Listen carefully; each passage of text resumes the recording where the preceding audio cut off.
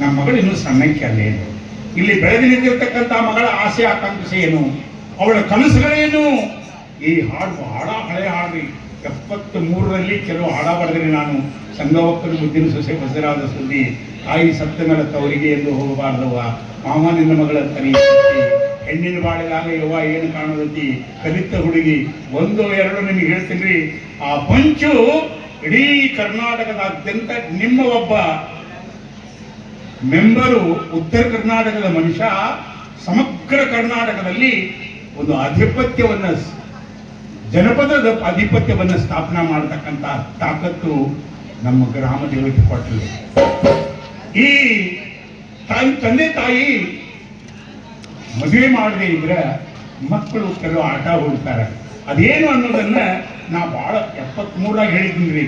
ಬೆಳಗ ಮುಂಜಾನೆದಾಗ ಸಕ್ಕರೆ ವಿದ್ಯಾಗ ಕನಸೊಂದು ಬಿದ್ದಿತ್ತೆ ಎಂತಾದ ಮಗಳು ಆಟ ಹೆಂಗ್ ಮಾಡಾಕ ನೋಡ್ರಿ.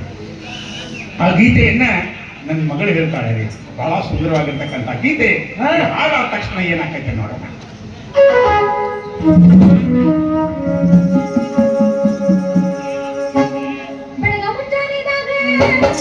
ಸಕ್ಕರೆ ವಿದ್ಯಾಗ ಕನಸೊಂದ ಬಿದ್ದಿತ್ತ ಎಂತಾದ, ಕದ್ದ ಮುಚ್ಚಿ ನನ್ನ ನೋಡೋ ಎದುರಿನ ಮನಿ, ಹುಡುಗ ಕನಸಿನ್ಯಾಗ ಬಂದಿದ್ದ, ಹುಡುಗ ಕನಸಿನ್ಯಾಗ ಬಂದಿದ್ದ,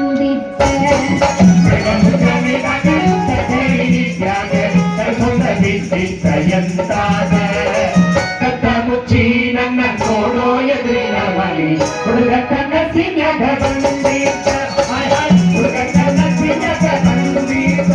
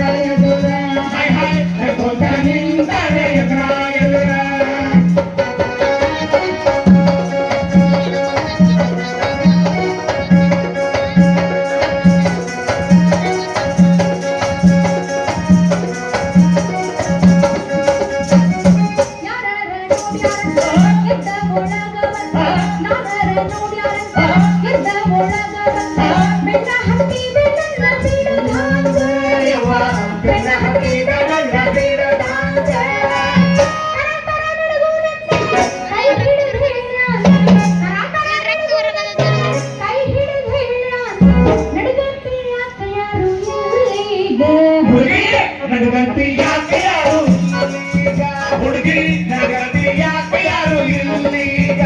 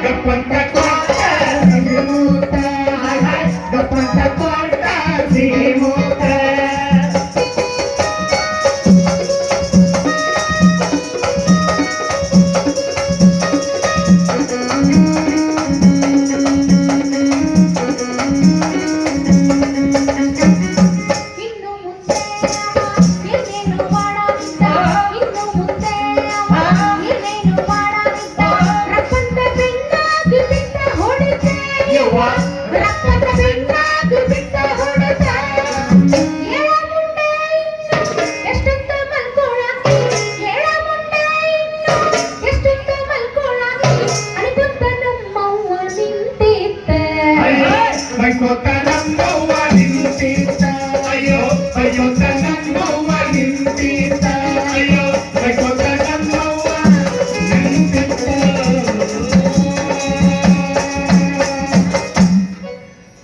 ಮಗಳ ಕನಸು ತಾಯಿ ಗೊತ್ತಾಗ್ಲಿಲ್ಲ ರೀ.